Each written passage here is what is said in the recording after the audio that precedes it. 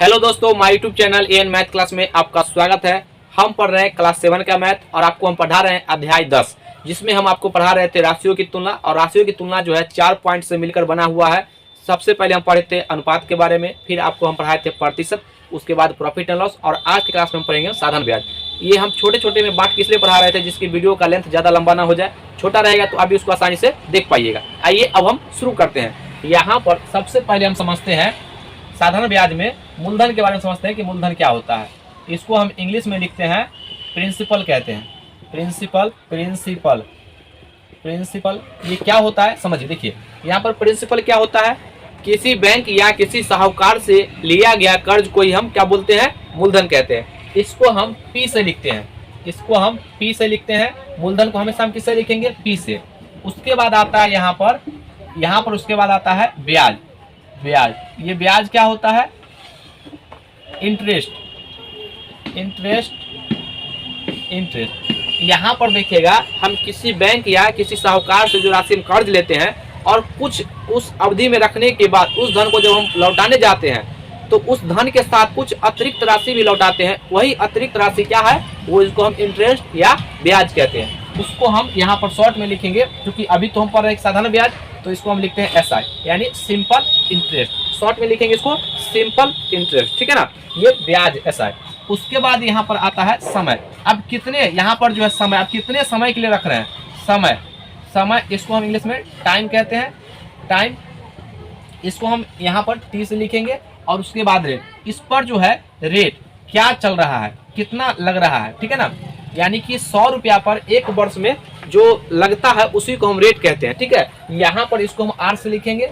और यहाँ पर देखिए इसके लिए फॉर्मूला यहाँ पर बन के आया SI बराबर P गुना R गुना T बटा 100। ये आपका जो है फॉर्मूला, इसको याद रखिएगा।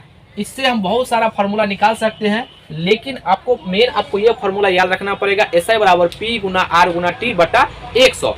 अब देखिए कैसे कैसे सवाल बनेंगे, सारा आपका डाउट क्लियर होगा, ठीक है ना। यहाँ पर देखिएगा, अगर आपसे कुछ पूछा जाए कि देखिए यहाँ पर 1 2 3 4 में से कोई भी 3 चीज दिया रहेगा और आपको चौथा चीज पूछ लेगा, तो आप उसको आसानी से निकाल लीजिएगा। यहाँ पर देखिएगा, अगर आपसे पूछे कि बताइए यहाँ पर R दे दे और T दे दे और S दे दे, SI दे दे, तो यहाँ पर P बराबर देखिएगा क्रॉस गुना करें, देखिए माइंड में ही करते हैं, तो SI इंटू 100 और बटा R गुना T, ठीक है। यहाँ पर अगर आपको प्रिंसिपल पूछा जाए तो आप ये लगाइएगा, 4 में से 3 चीज दिया रहेगा, चौथा आपसे पूछेगा। उसके बाद यहाँ पर अगर आपसे रेट पूछे तो रेट बराबर क्या हो जाएगा, SI इंटू 100 बटा P गुना T, ठीक है, P गुना T। यहाँ पर उसके बाद यहाँ पर टाइम पूछेगा तो टाइम बराबर हो जाएगा आपका SI इंटू 100 बटा यहाँ पर P गुना R, ठीक है। यहाँ पर आप ये फार्मूला जो है इसको याद रखिएगा। और इस पर सवाल देखिए कैसे बनता है, ठीक है ना। सवाल इस प्रकार से रहेगा कि सवाल जो है यहाँ पर पूछा जाएगा आपसे कि देखिए किसी बैंक से जो है हम लिए हैं यहाँ पर 5,000 रुपया लिए हैं, और उसका जो रेट जो है 5% है, ठीक है। और समय आपका है 3 वर्ष, तो बताइए यहाँ पर साधारण ब्याज कितना होगा। तो साधारण ब्याज कहेगा तो यहाँ पर जो फार्मूला याद कीजिए, क्या फार्मूला है, यहाँ पर देखिए SI बराबर P गुना R गुना T बटा 100, ठीक है। अब यहाँ पर देखिएगा P का मान कितना है, तो 5000, और R कितना है तो 5, और टाइम कितना है तो 3 और बटा 100, ठीक है। 2 0 से 2 0 कट गया, 25 या 75, यानी कि 750 रुपया जो है 3 वर्ष में हो जाएगा ब्याज, ठीक है ना। तो अब बताइए यहाँ पर मिश्रधन क्या हो जाएगा, तो मिश्रधन होता है यहाँ पर अमाउंट बराबर, इसको अमाउंट कहते हैं, तो अमाउंट बराबर P प्लस SI होता है, यानी कि प्रिंसिपल आप प्लस ब्याज दोनों साथ में लौटाएंगे, ठीक है ना। तो यहाँ पर देखिएगा, यहाँ पर P कितना है तो 5000, और यहाँ पर SI कितना है तो 750, और दोनों को जोड़ देंगे तो कितना हो जाएगा 5750 रुपया। इतना रुपया हमको उसको लौटाना पड़ेगा, ठीक है ना। अब यहाँ पर कुछ भी पूछेगा तो ये फॉर्मूला आप याद रखिएगा, आप इसको आसानी से बना सकते हैं, ठीक है ना। यहाँ पर जो है एक कॉन्सेप्ट और है, वो क्या कॉन्सेप्ट है समझिएगा। यहाँ पर टाइम जो है, यहाँ पर टाइम आपको यहाँ पर दिया रहेगा 8 माह, ये 8 माह।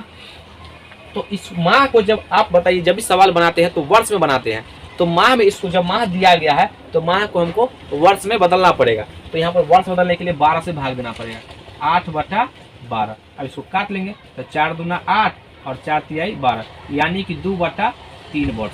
ये जो है समय कितना यहाँ पर रखेंगे, 8 वर्ष की जगह पर इतना, ठीक है ना। तो यहाँ पर कभी कभी आपको समय जो है दिन में भी दिया रहेगा, तो जैसे यहाँ पर समय दे देगा, आपको टाइम दे देगा, यहाँ पर देखिए 73 दिन,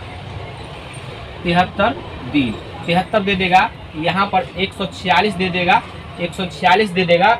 उसके बाद यहाँ पर जो है 146 दे देगा। उसके बाद यहाँ पर देखिए 219, यहाँ पर जो है आपको दिन दिया रहेगा इस रूप में, तो दिन को जो है आपको वर्ष में बदलना पड़ेगा। तो दिन को वर्ष बदलने के लिए 365 से आपको भाग देना पड़ेगा। तो देखिएगा यहाँ पर इसको हम 73 को 365 से भाग देंगे, तो 365 से भाग देंगे तो उसको काटिए, तो यहाँ पर 5 तिहाई 15 के 5, 1 जो है ये 5 वर्ष आ जाएगा, ठीक है। इसको भाग देंगे यहाँ पर 365 से, तो देखिए कितना हो जाए, काटेंगे तो 73 दूना और ये 5, 2/5 वर्ष, ठीक है। 2/5 वर्ष, ये 1/5 वर्ष, और यहाँ पर काटेंगे इसको 365 से भाग देंगे तो ये कितना हो जाएगा, 3/5 वर्ष, 3/5 वर्ष।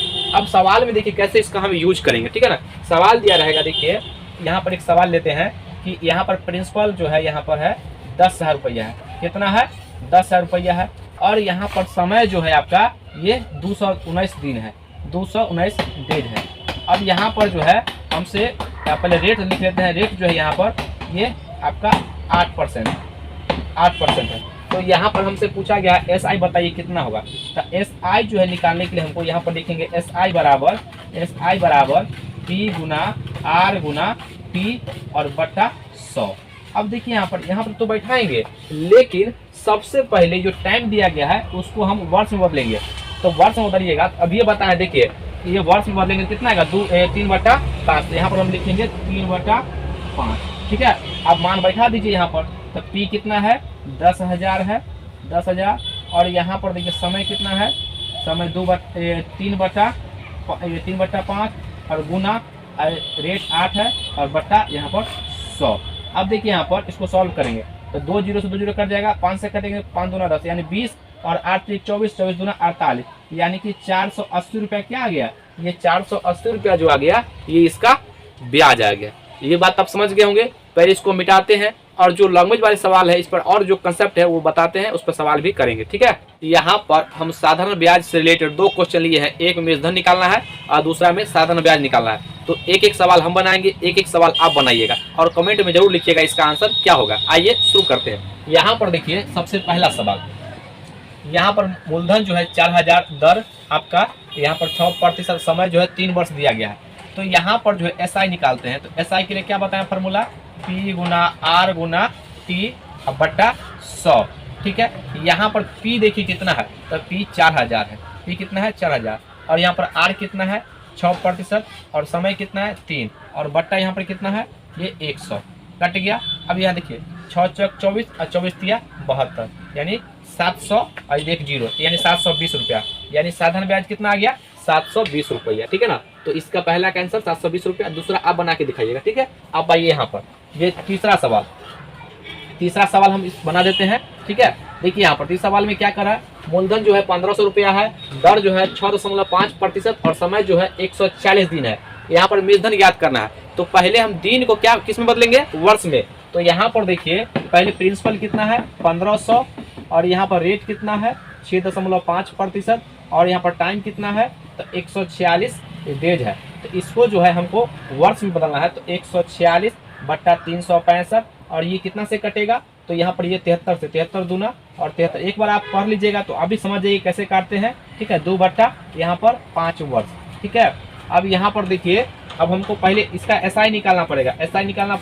तो यहाँ पर P गुना R गुना T बट्टा 100, ठीक है 100। यहाँ पर देखिएगा ये 100 है तो P का मान कितना 1500 और R कितना दिया गया है तो 6.5 और गुना 2/5 और बट्टा 100, ठीक है। अब देखिए ये दशमलव हटेगा तो नीचे 10 आएगा।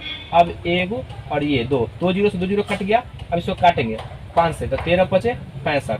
अब ये 2 से काट लीजिए तो कितना जाएगा 5 और 5 तिहाई 15, ठीक है 3। अब 13 तिया 39, यानी कि यहाँ पर जो इसका जो SI कितना आ गया 39 रुपया आ गया।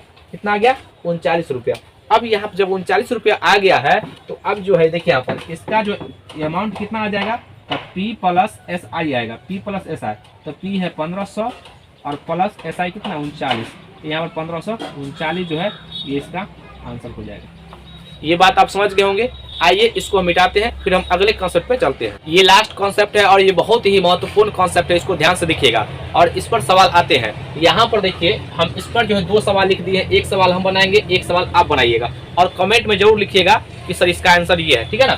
सवाल है कितने समय में कोई धन 10% वार्षिक ब्याज की दर से दोगुना हो जाएगा।